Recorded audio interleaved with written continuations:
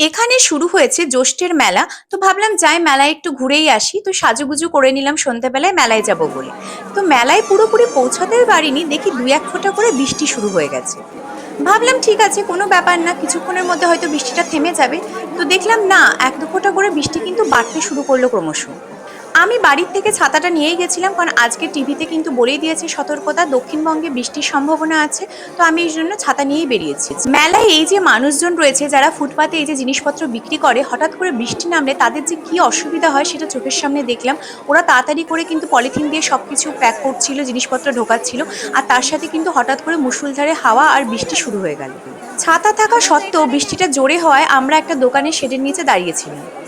মেলায় মানুষ একটু আনন্দ করতে যায়, কিন্তু হঠাৎ করে এরকম বৃষ্টি নামলে মেলায় মানুষজনের যে কত ক্ষতি হয় আর্থিক, সেটা তো দেখলাম, যে খুবই অসুবিধা লাগলো। মেলা আর ঘোরা হয়নি।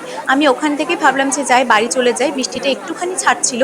তো ভাবলাম যে না, এবার আর অপেক্ষা করবো না, বাড়ি চলে যাব, পরে না হয় আসবো। এই যে মানুষজনকে দেখুন, ওই মহিলাটা ওই পলিথিনের নিচেই বসে রয়েছে। খুব খারাপ লাগছিল দেখতে যে এরকম অবস্থা। এই যে এখানে বসে রয়েছে, চারপাশে বৃষ্টি পড়ছে, মানুষজন যে যেখানে পেরেছে দোকানে কিন্তু সব দাঁড়িয়ে রয়েছে। এই সন্ধ্যের বিক্রি বাট্টার উপরেই তো এদের সংসার, এরকম অবস্থা হলে সত্যি খুব খারাপ লাগে দেখতে।